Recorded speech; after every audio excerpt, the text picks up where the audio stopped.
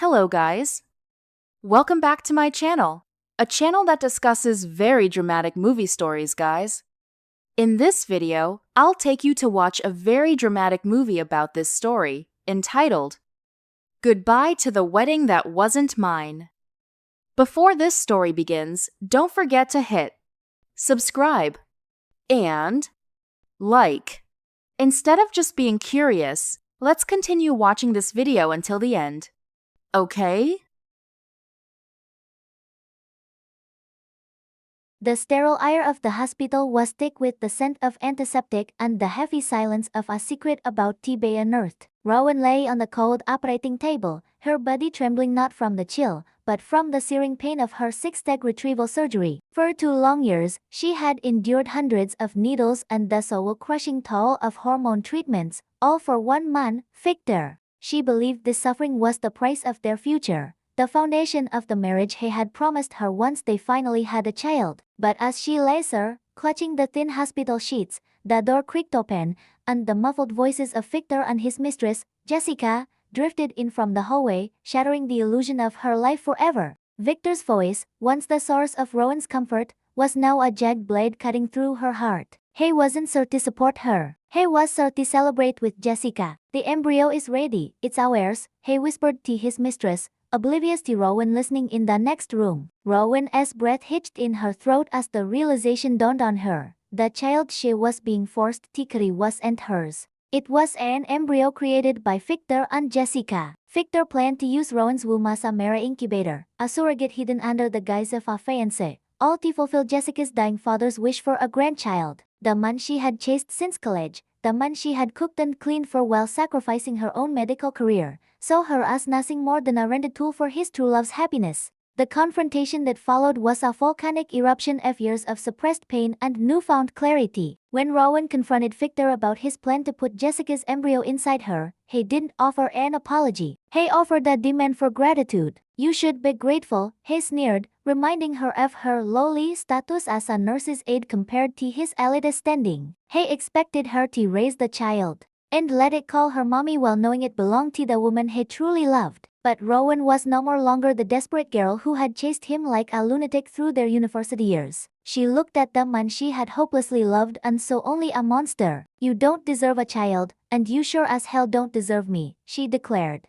The shadows of her past finally giving way to a fierce, cold light of independence. The walk out of the hospital felt like stepping into a different world, one where the colors were sharper and the air was thinner. Rowan's mind raced through the 7 years of devotion she had poured into Victor. She remembered the late-night emergency runs at Pukul 3 a.m., the gourmet meals she painstakingly prepared while he ignored her texts, and the way she had tossed aside a prestigious offer from Blackthorn Medical just to be his perfect partner. She had been an orphan, a nerd, always the one picked on, and she had seen Victor as her anchor, her campus god. Today, that god had fallen, leaving behind only the rubble of a wasted youth. She realized that for 7 years, she hadn't been building a life. She had been excavating a grave for her own dreams. In a moment of defiant spontaneity, Rowan reached for her phone, not to call Victor, but to open a door she had long ago bolted shut. She scrolled through her block list until she found a name from her childhood, Atticus.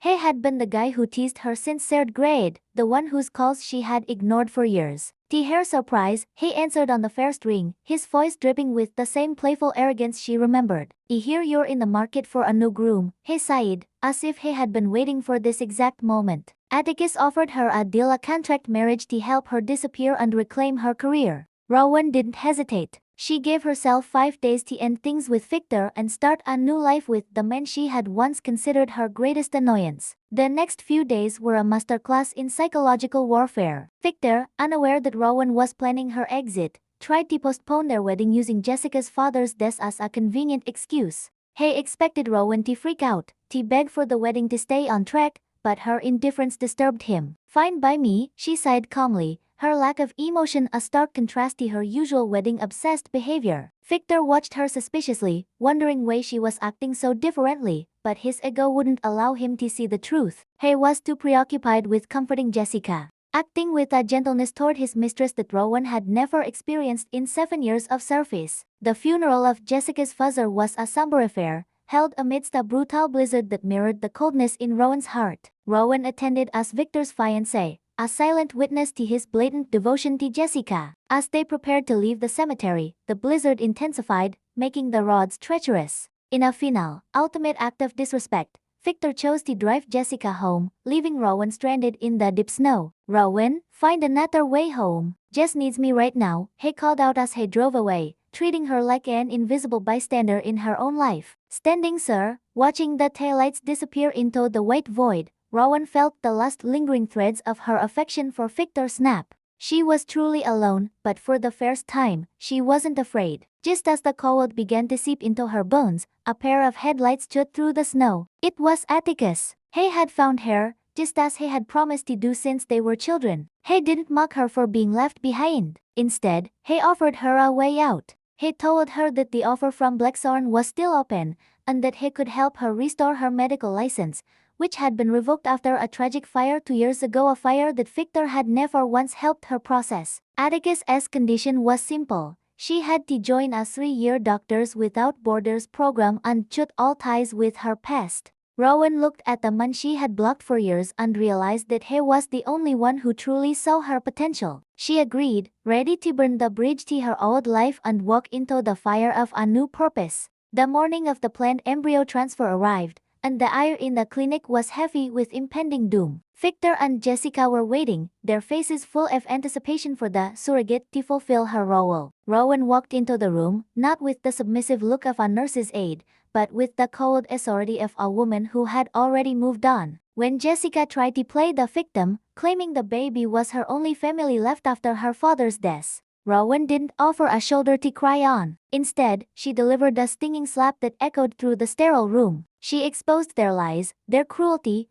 and their pathetic attempt to use her body as a commodity. "Lucky like me, carrying the winter's air?" Rowan laughed, her voice full of scorn. "You are so good, you should be in movies." Victor was stunned, his carefully constructed world collapsing around him. He threatened Rowan, telling her that one more step and they were done, but Rowan only laughed. She threw her engagement ring on the floor, the diamond hitting the tiles with a sharp, final click. As she walked away, a notification popped up on Victor's phone, a photo of Rowan and Atticus, with Rowan's contact name changed to fiancé. Victor realized too late that while he was busy planning to use her womb, Rowan had already taken over the room, the company, and her own future. She walked out of the clinic and into the waiting arms of Atticus, leaving Victor and Jessica to rot in the wreckage of their own greed. The departure for the Doctors Without Borders program was swift and secretive. Rowan spent her final hours in the city packing away the remnants of the woman she used to be. She burned the old photos of Victor, the college mementos,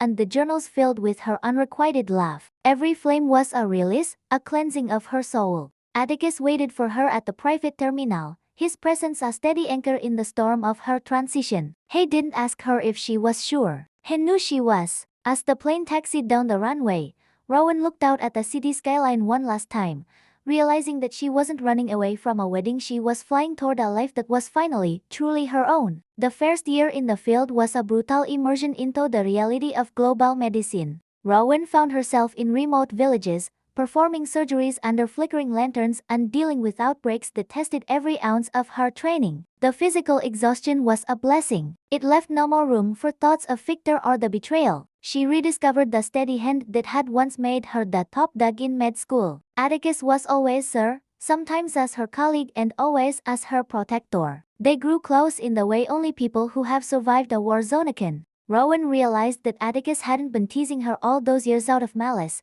but out of a desperate need to get her attention, to wake her up from the trance Victor had put her in. But in the city, Victor's life was spiraling into a nightmare of his own making. Without Rowan to manage his domestic life and provide the emotional stability he took for granted, his career began to falter. Jessica, far from being the supportive partner he imagined, became demanding and erratic. Her father's estate was tied up in legal battles, and the winter's air she was so obsessed with was nowhere to be found. Victor began to realize that Rowan hadn't just been a fiancé or a nurse's aide. She had been the architect of his success. He spent his nights staring at the spot on the floor where she had thrown her ring, haunted by the memory of her slap and the image of her with another man. He tried to track her down, but she had vanished completely, her name erased from every record he could access. In her second year abroad, Rowan received news that her medical license had been fully reinstated with honors, thanks to the glowing reports from the field and the tickets behind-the-scenes legal maneuvering. She was no more longer just Rowan, the orphan nerd. She was Dr. Rowan, a renowned surgeon in the making. She and Atticus began to plan for their return, but not to the city they had left. They wanted to build something new, a medical foundation that prioritized ethics over profit, a direct response to the corruption they had witnessed in Victor's world. Their contract marriage had evolved into a partnership of deep respect and simmering attraction, a bond forged in the fires of shared struggle and mutual ambition. The return to the city was not a homecoming, but an invasion. Rowan and Atticus arrived to oversee the opening of their new medical center, which happened to be located directly across from Victor's declining clinic. The irony was not lost on anyone. At the grand opening gala, Rowan stood at the podium, radiant in a gown that owed nothing to Victor's taste. She spoke about the importance of integrity in medicine and the strength of the human spirit. In the crowd, she saw a disheveled Victor, who had managed to sneak in. He looked like a ghost of the man he once was. When their eyes met, there was no more anger in Rowan's gaze, only a profound, chilling pity. She had moved so far beyond him that he was no more longer even a memory, he was just a footnote in a story she had long ago finished writing. Victor tried to approach her after the speech, his voice trembling as he called her name. He started to apologize, to beg for a second chance, to tell her that Jessica was a mistake. Rowan didn't stop him. She simply let him speak until he ran out of words. Victor, she sighed, her voice calm and final, you didn't just lose a fiancé. You lost the only person who would have stayed with you if you had nothing. Now, you have exactly what you deserve, yourself. She walked away, her hand slipping into Atticus, leaving Victor standing alone in the middle of a room full of people who no more longer respected him. The winter's air was a myth, but Dr. Rowan was a reality that would haunt him for the rest of his life. The years that followed were a period of unprecedented success for Rowan and Atticus. Their medical foundation became a global leader in ethical research and humanitarian aid. They traveled the world, not as fugitives from a broken past, but as leaders of a brighter future. Rowan never regretted the 7 years she lost. She saw them as the penance she had to pay to truly appreciate the woman she had become. She and Atticus eventually turned their contract into a real marriage,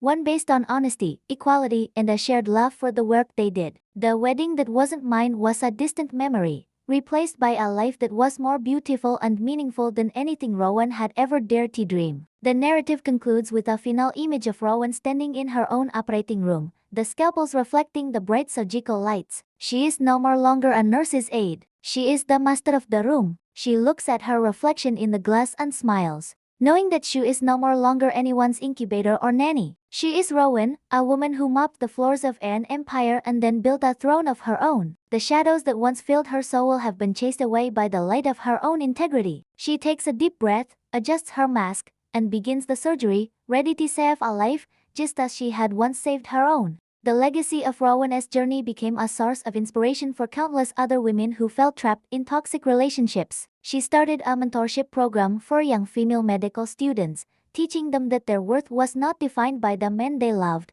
but by the work they did. She became a vocal advocate for victims of psychological and financial abuse, using her platform to ensure that no more one else would have to endure the pain she had faced. Her story was a reminder that it is never too late to cancel the wedding, leave the snow, and move on to a life of dignity and purpose. As for Victor and Jessica, their names eventually faded from the social registers. Victor's clinic went bankrupt, and he was forced to work as a low-level consultant for the ferry companies he used to look down upon. Jessica disappeared into a life of obscurity, her obsession with Anne Eyre having left her with nothing but bitterness and regret. The world had moved on, and in the end, they were the ones who were truly done. The queen had moved on, and in doing so, she had reclaimed her kingdom, proving that the best revenge is not living well, but living with total integrity. The transition into the third year of the Doctors Without Borders program was marked by an intensified sense of purpose for Rowan. She was no more longer haunted by the phantom pains of her hormone treatments or the cold echoes of Victor's voice. Instead, her mind was occupied with complex neurosurgical procedures and the logistics of setting up mobile clinics in disaster zones. Atticus remained her constant shadow, providing the strategic support she needed to navigate the bureaucratic red tape of international aid. They spent their rare nights of rest in shared tents, the sound of tropical rain or desert winds providing a soundtrack to their deepening bond. Rowan began to realize that Atticus' teasing had always been a mask for a deep, protective admiration. He didn't want to change her. He wanted her to be the powerful surgeon who knew she was destined to be. Their contract marriage had long since lost its clinical coldness, becoming a partnership of souls forged in the most extreme conditions humanity had to offer, while Rowan was saving lives in the most remote corners of the globe. The news of Victor's spectacular fall began to trickle through the international medical community. The clinic that had once been the pride of the Winter family was now under federal investigation. It turned out that the embryo swap Victor had planned for Rowan was not an isolated incident of moral depravity. It was part of a larger pattern of unethical medical practices. Victor had been falsifying success rates and cutting corners on expensive procedures to fend Jessica as increasingly lavish demands. The medical board had finally caught on, and the campus god was facing multiple lawsuits that threatened to strip him of his remaining wealth and his freedom. Rowan read the reports on a satellite phone in the middle of a war zone, feeling neither joy nor sorrow, just a profound sense of closure. The man who had once been her entire world was now just a cautionary tale in a medical journal, a ghost of a life she had successfully buried under layers of hard work and integrity. Jessica's downfall was equally tragic, though entirely predictable. Without the Winter as heir to secure her position and her father's wealth dwindling due to estate taxes and mismanagement, she found herself isolated. Her beauty, which she had used as a weapon for so long, began to fade under the stress of her mounting debts. She tried to reach out to Rowan, sending desperate emails begging for forgiveness and financial help, but Rowan never replied. Rowan understood that Jessica wasn't sorry for the pain she had caused. She was only sorry that the person she had stepped on had climbed higher than she ever could. The irony of the womb plan was complete. Jessica had wanted to steal Rowan's strength to build her own legacy, only to realize that strength was not something that could be extracted or transplanted. It was something Rowan had earned through fire, and it was hers alone to keep. As the program drew to a close, Atticus surprised Rowan with a trip back to Minnesota, not to stay, but to finalize the restoration of her medical license in her home state. They visited the site of the fire that had cost Rowan her license 2 years ago. For the first time, Rowan didn't see the ruins of her career. She saw the place where her old self had died so that Dr. Rowan could be born. Atticus stood by her side as she placed a single white rose on the spot where her old medical journals had burned. "You don't belong to this ash anymore," he whispered, his voice full of a sincerity that made her heart ache. He presented her with a new set of surgical tools, each one engraved with her name and the title she had fought so hard to reclaim. In that moment,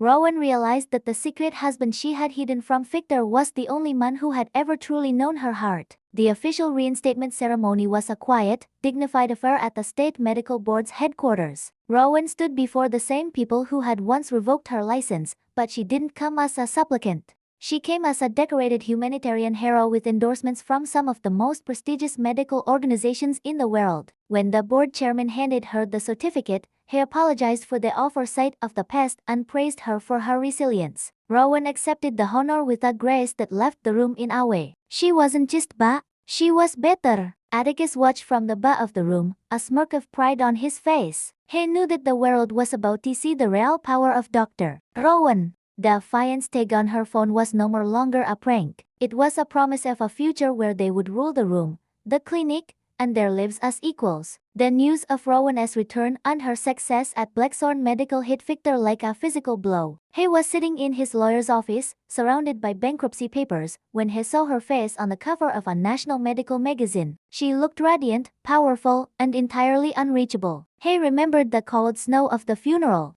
the way he had left her behind without a second thought. He realized then that the blizzard hadn't been her end. It had been her beginning. He tried to call her, but his number was still blocked, and the layers of security Atticus had built around her were impenetrable. Victor realized that he had planned to use her womb, but in his arrogance, he had failed to notice that she possessed the very mind and soul that had kept his own world from falling apart. He was the one stranded in the snow now, watching her drive off into a destiny that he was no more longer a part of. The establishment of the Rowan Atticus Foundation became the final act of her redemption. They didn't build a clinic for the elite. They built a network of clinics for those the system had forgotten: orphans, nerds, and those who were picked on. Rowan used her own history as a blueprint for the Foundation's mission, ensuring that no more one would have to chase a campus god to find their worth. The Foundation grew at an explosive rate, attracting investors who were tired of the traditional, profit-driven medical model. Rowan became a frequent speaker at global summits,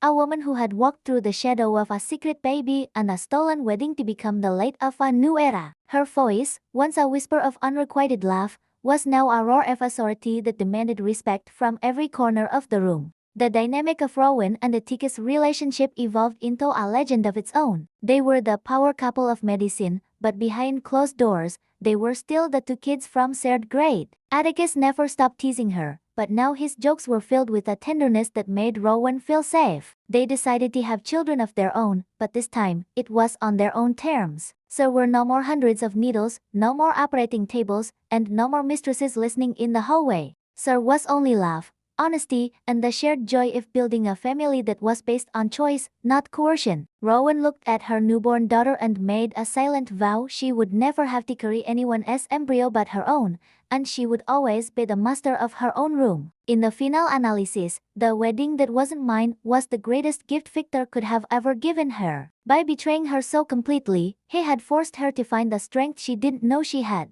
He had stripped her of her submissive shell and revealed the diamond underneath. Rowan realized that she didn't hate Victor anymore. She pitied him. He was a man who had everything and threw it away for a lie, while she had nothing and built an empire on the truth. The ring she had thrown on the floor was just a piece of compressed carbon, but the life she had built was a masterpiece of human resilience. She was Dr. Rowan, the woman who mopped the floor and then owned the room, and she was finally home. The legacy of Rowan's journey resonated through the halls of her alma mater long after she graduated. She was no more longer remembered as the nerd who chased the air, but as the visionary who redefined medical ethics. The university eventually renamed the research wing after her, a permanent reminder that status is fleeting, but integrity is eternal. Every year, she returned to give the commencement speech, telling the students that the most important surgery they would ever perform was the one that removed the need for approval from their own hearts. She showed them that even if you are left in the snow, you can still find your way to the sun. The shadows that once filled her soul were gone,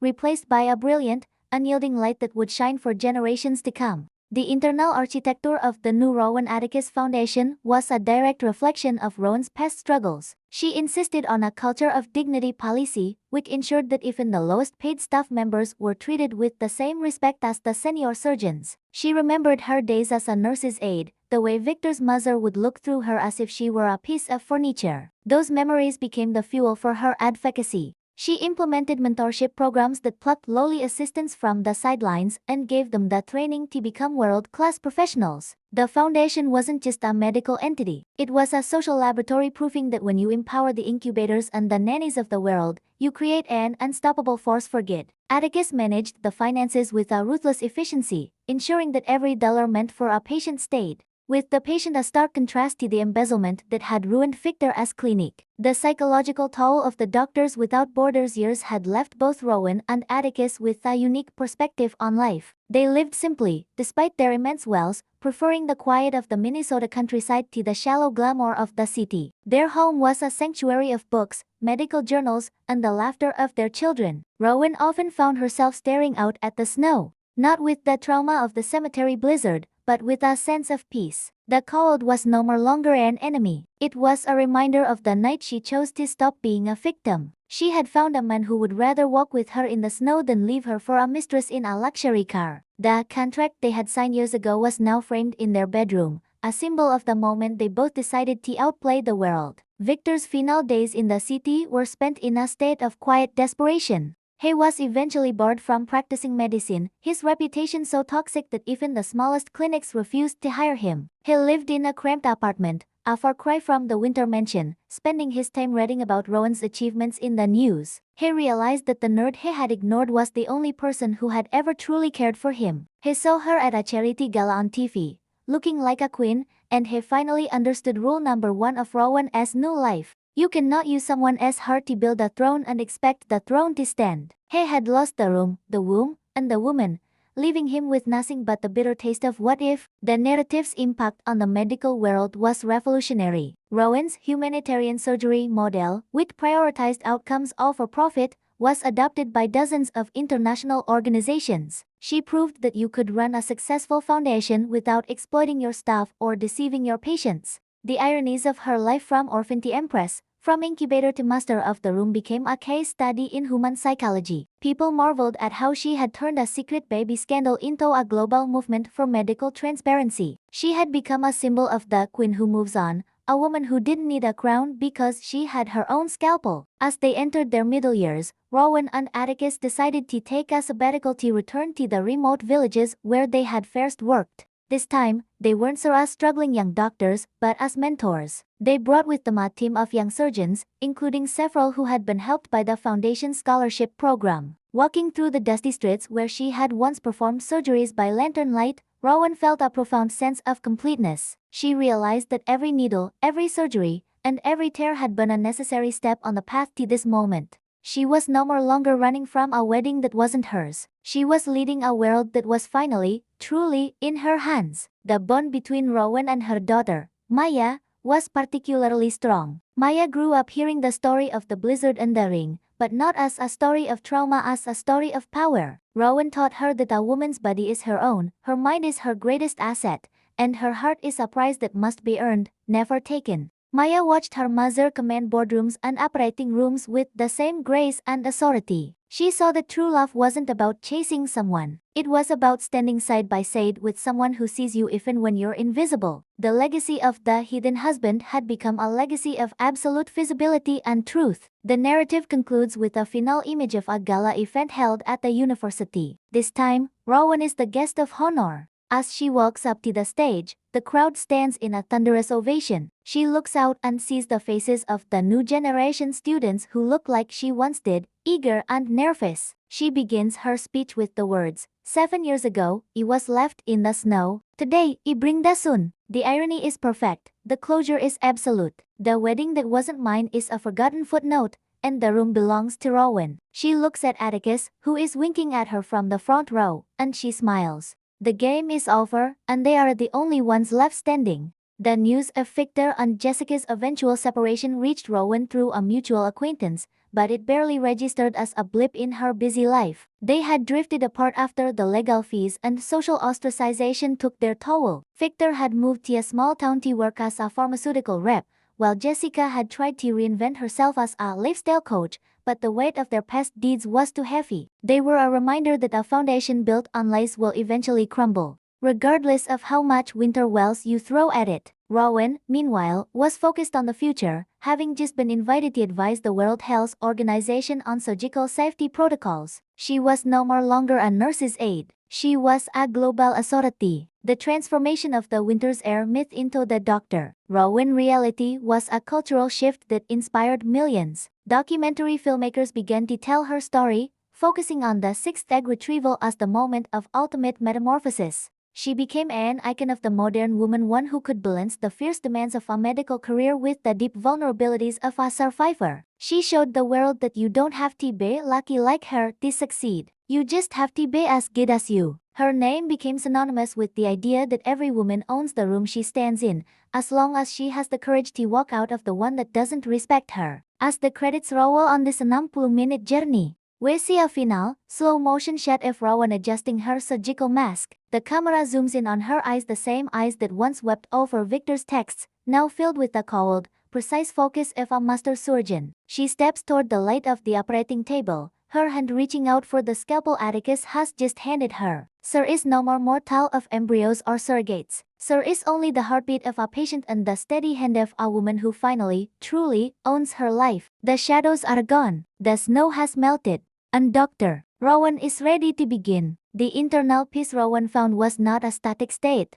but a dynamic, growing force. She spent her weekends teaching her son, Liam, the importance of empathy, often taking him to the foundation as free clinics so he could see the faces of the people his parents served. She wanted him to understand that true power wasn't in the winter name his father had once obsessed over, but in the ability to heal a wound or comfort a soul. Liam looked at his mother with a hero worship that was earned, not demanded. Rowan realized that by reclaiming her own life, she had paved a smooth road for her children, ensuring they would never have to play the pawn in someone else's sick game of legacy and greed. The Foundation's expansion into mental health services for medical professionals was another of Rowan's passion projects. She knew firsthand the pressure of med school and the toxic environments that can lead to burnout or compromise. She created a Dr. Rowan Shield program, which provided legal and psychological support for residents who were being bullied or misused by their superiors. This program fundamentally changed the culture of the city's hospitals, making it impossible for men like Victor to ever again treat their staff as lowly tools. Rowan became a guardian for the next generation,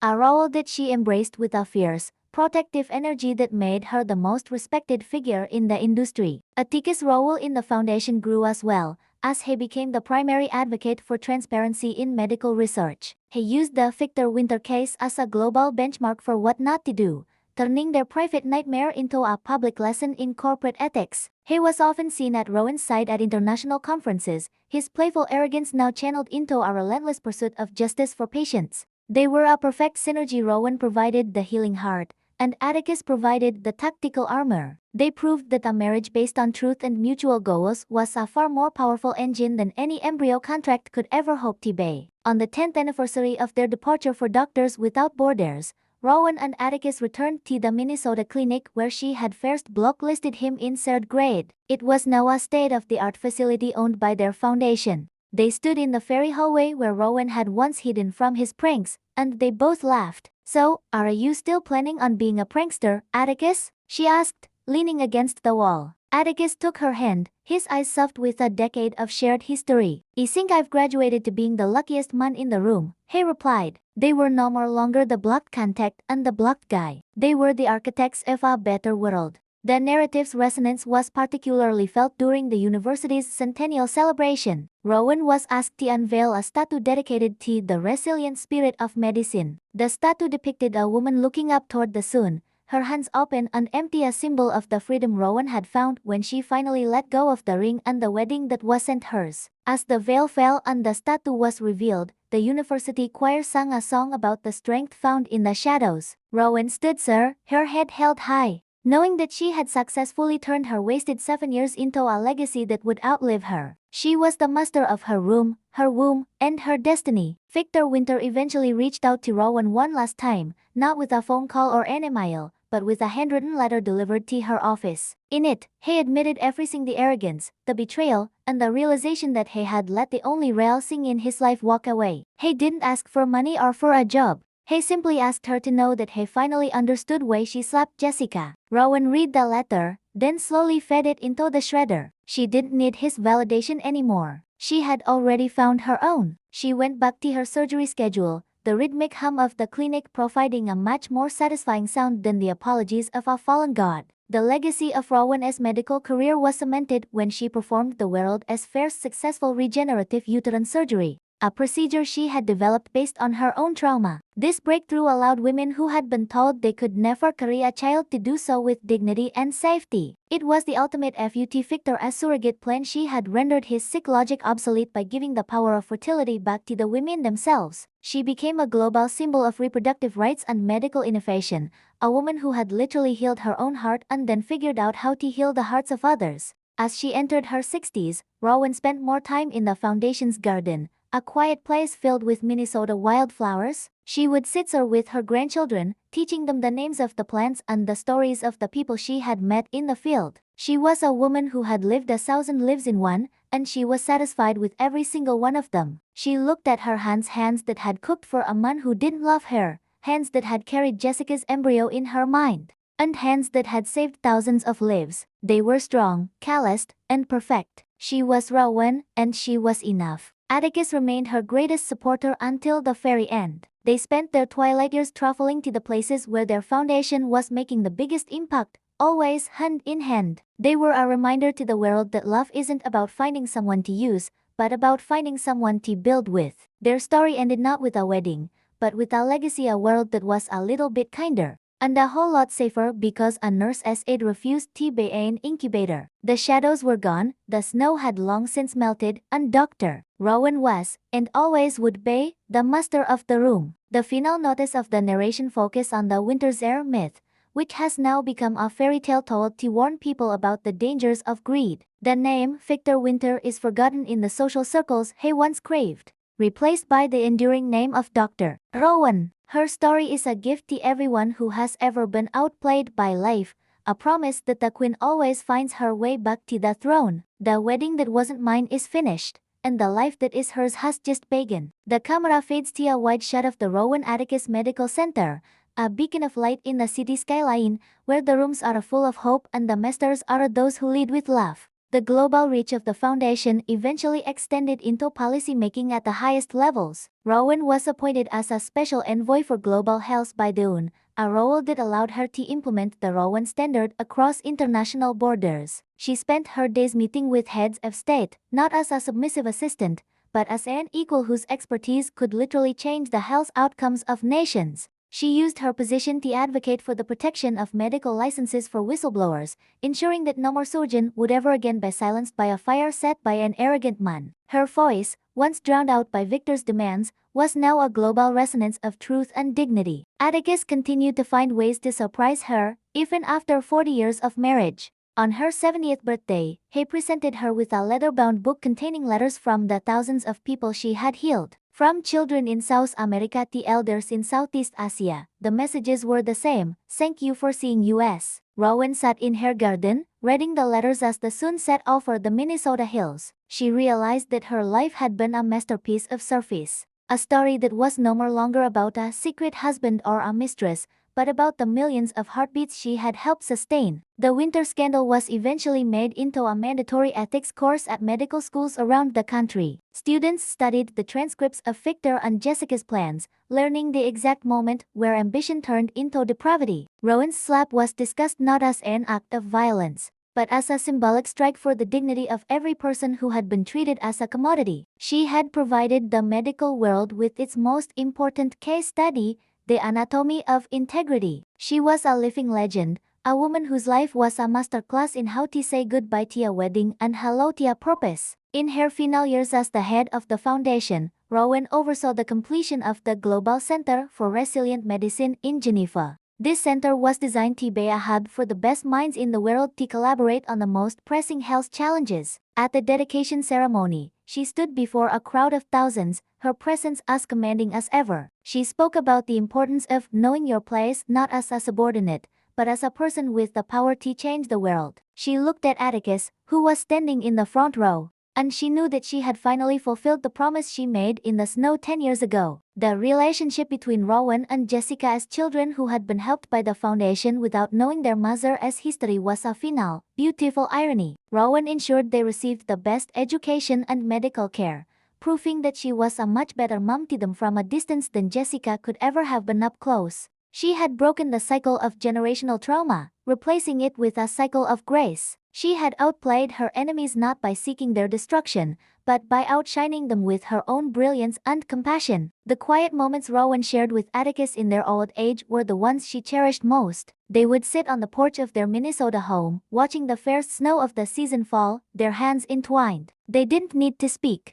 Their silence was full of the wisdom of two people who had survived everything and lost nothing. They were a testament to the fact that true love is the ultimate blackthorn offer. It stays open even when you think you've tossed it away. They had lived a life of total integrity, and they were ready for the next adventure. When Rowan eventually passed away, she died as she lived with total dignity and peace. Her funeral was attended by people from every walk of life, a global outpouring of gratitude for the woman who had mopped the floors and then built the rooms. Atticus stayed in their home, surrounded by the memories of the girl from third grade who had changed his world. He continued her work until his final day, ensuring that the Rowan Atticus Foundation would remain a beacon of light for generations to come. Their story was over, but their impact was eternal. The statue of the resilient woman at the university became a site of pilgrimage for anyone seeking the courage to change their own life. People would leave white roses at its base, a silent tribute to the nurse's aide who refused to be an incubator. The inscription on the base read, "Rowan, she owned the room because she owned herself." Her journey was a reminder that you are never just anything, you are the master of your own womb, your own mind, and your own future. The final analysis of the Rowan Attica saga is a celebration of the human spirit. It is a story of how one woman's refusal to be a tool turned a nightmare into a movement. It proves that the best way to say goodbye to a wedding that is and yours is to say yes to a purpose that is. Rowan had moved on, and in doing so, she had carried the world with her. The game was won, the light was absolute, and Dr. Rowan was finally perfectly free as the final quiet notice of the narration fade into the sounds of a vibrant, healthy city. We see a final image of the fiancé name in a phone. This time, it's Maya's phone, showing a call from a man who respects her, loves her, and sees her for who she truly is. The cycle of truth continues. The legacy is secure, and the room, as it always should be, is full of light. Goodbye to the wedding that wasn't mine, and hello to the life that is.